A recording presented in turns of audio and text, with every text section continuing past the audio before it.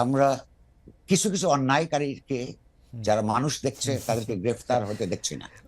তো বলতে আমরা রাষ্ট্রে সরকারের ওই চোখ নাই নাকি, যে দেখার ক্ষমতা নাই? আচ্ছা, হ্যাঁ, আচ্ছা, এখন যেই সরকারের চোখ অস্বচ্ছ, সেই অস্বচ্ছ চোখ দিয়ে তো আপনার এই সরকার যেই ভূমিকার জন্য মনোনীত হয়েছেন, সেই সরকারের স্বচ্ছতা অপরাপর যে কোনো সরকারের চাইতে বেশি থাকতে হবে। কারণ হচ্ছে উনি খালি রুটিন কাজ হিসেবে প্রতিদিনের যে দায়িত্ব সেটাই পালন করবেন না, ইতিহাসের একটা ক্রান্তি লগ্নে যেহেতু ইতিহাসকে একটা মৌলিক পরিবর্তনের দিকে এগিয়ে নিয়ে যাবার দায়িত্বে নিয়োজিত, তাকে অন্যদের চাইতে 10 গজ 40 গজ দূরে ইতিহাসটাও দেখতে হবে।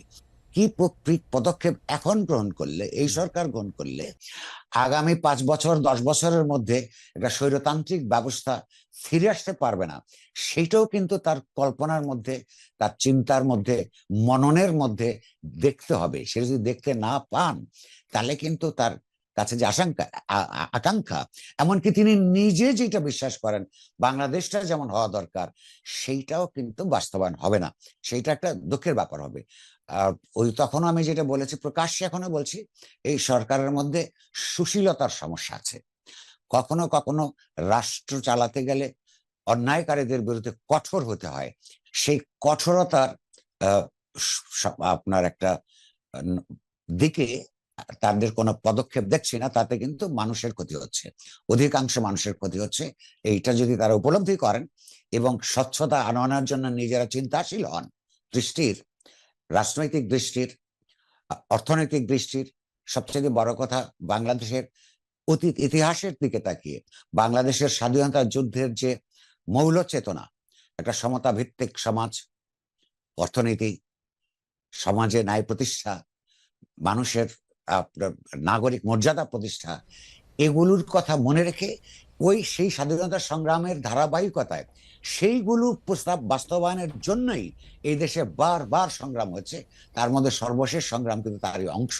ফলে অতীত এবং ভবিষ্যৎ দুইটা কল্পনা করে তাদের কাজ করতে হবে। তা না হলে অনেকের আশঙ্কা যে এবারও তেমন কোনো উন্নততর ব্যবস্থায় আমরা যেতে পারছি না, সেটা প্রমাণিত হবে। সেটা তাদের জন্য ভালো নয়, দেশের জন্য তো নয়। কবির ভাই, আমি অর্থনীতিতে যেতে হবে খুব দ্রুত, তারপরেও আমি একটু পলিটিক্স নিয়ে একটু আপনার কাছ থেকে একটু জানতে চাইবো যে অনেকেই বলতেছেন যে, যেমন আপনিও বললেন যে আসলে তো জুলাই আগস্টে তো একটা স্বৈরতান্ত্রিক ব্যবস্থা থেকে বা আরেকটা স্বৈরতান্ত্রিক ব্যবস্থার কাছে ক্ষমতা হস্তান্তর হয়ে যাবে, এইটা আসলে আমাদের এরকম চিন্তা জুলাই আগস্টে আমাদের ছিল না।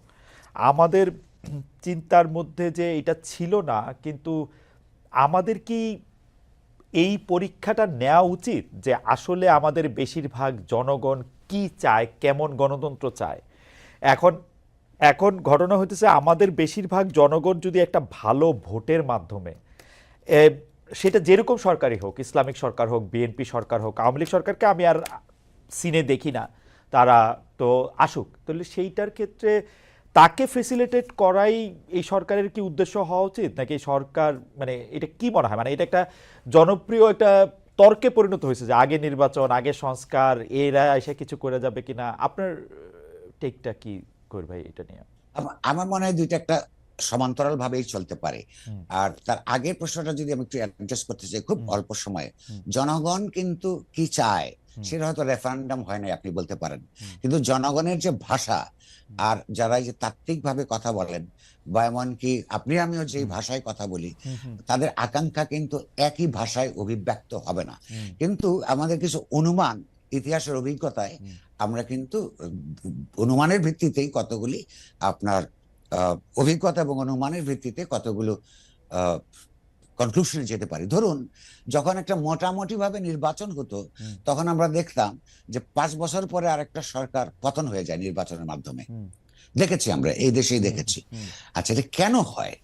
তার মানে হয় যে সরকারের কাজে মানুষ সন্তুষ্ট থাকে না। তো সরকার কি ধরনের কাজে সন্তুষ্ট থাকে না, সরকারগুলো কি ধরনের কাজ করে? প্রথম কথা হলো, জনগণকে সরকার পাত্তা দেয় না, এখানে জবাবদিহিতার ব্যবস্থা নাই।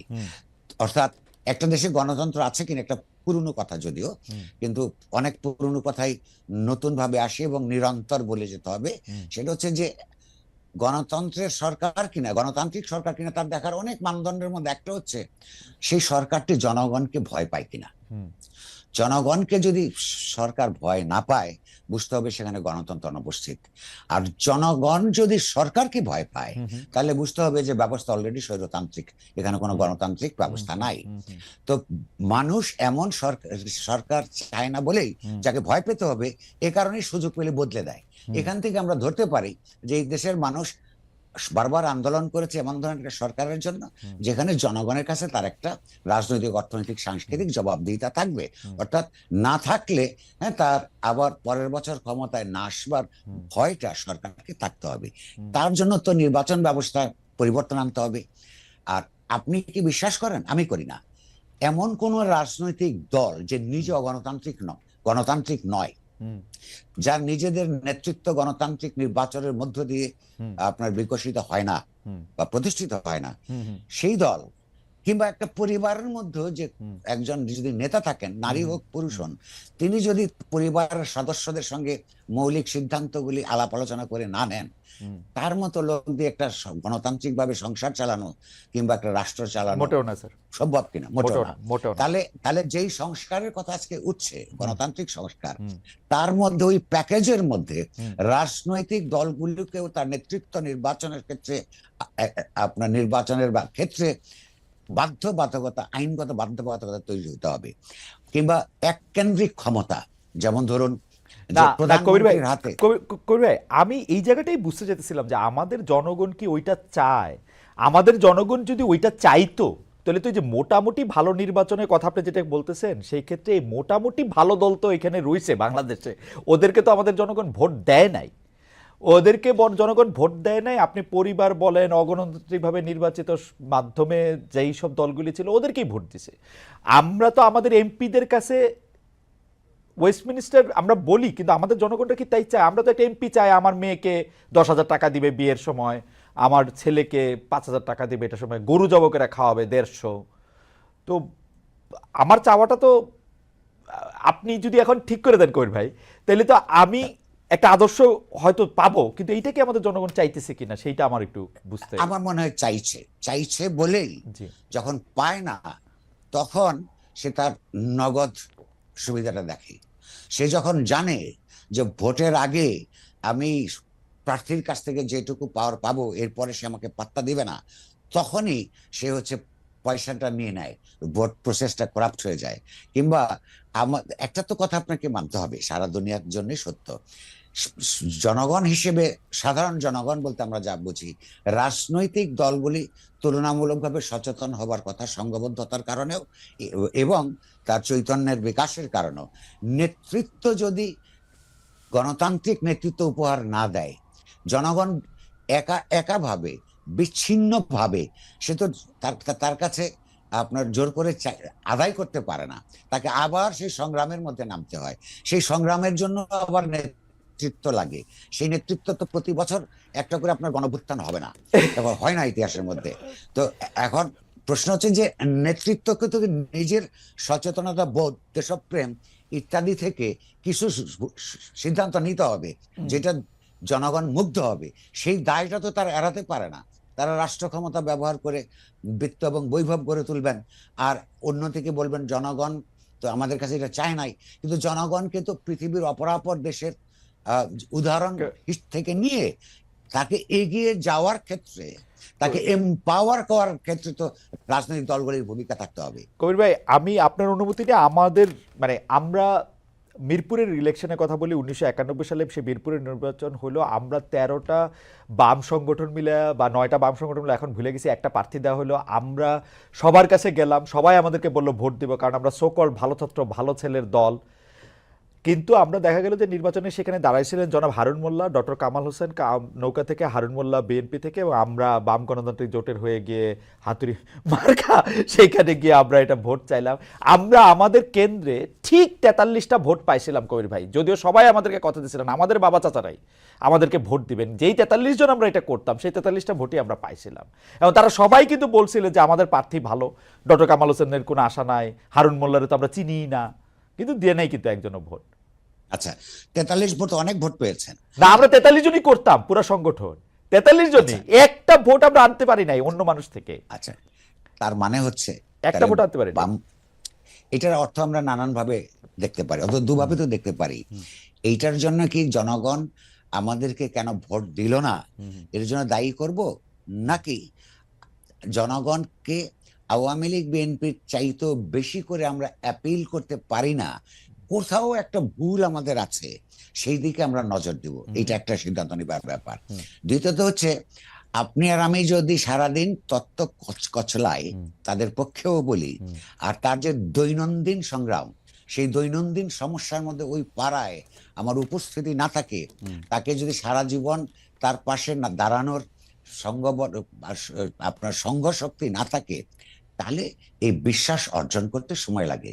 এটা সাধারণ মানুষের দোষ নয়, এটা বামপন্থার সীমাবদ্ধতা। কারণ হচ্ছে ওই যে একটা কথা আছে, ওই আপনার জ্যাক রুসোর, জেনারেল উইল নেভার এর, সাধারণ যে ইচ্ছা, কালেকটিভ উইল, এইটা আসলে কখনোই ভুল করে না। আপনি লক্ষ্য করুন, বাংলাদেশের ইতিহাস নিয়ে রুসোর তত্ত্ব এই বিষয়ে আরো অনেক বেশি করে নতুন করে প্রমাণ করা যায়। আমাদের ইতিহাসের বাক গলিতে জনগণ তার এই যে হয়তো অক্ষর চেতনা ছাড়া রাজনৈতিক চেতনায় সমৃদ্ধ থেকে যে সিদ্ধান্তগুলি গ্রহণ করেছে, ঠিক তার অন্যটা হলে কি হতো। দেখবেন যে রাইট সিদ্ধান্তই নেয়, সেখানে আমরা যে ওখানে পৌঁছাতে পারি না, আমাদের ভাষাটাও তো এখনো ঠিক নাই। আমি যেহেতু বামপন্থার একটা আনরিপেন্টেন্ট লেফটিস্ট, কিন্তু এই যে আমি যে মুৎসুদ্দি শব্দ বুঝতে আমার নিজের বহু বছর লাগছে। না না, দ্যাটস সো ট্রু। মানে আসলে এখানের মধ্যে আমাদের না, সেটা ভাষাটা বদলাতে হবে, সে ভাষা বদলাতে হবে, বলা থাকতে হবে, পাশে থাকতে হবে। এটা একদমই খুবই গুরুত্বপূর্ণ কথা বলেছেন। কবি, আমরা আসছি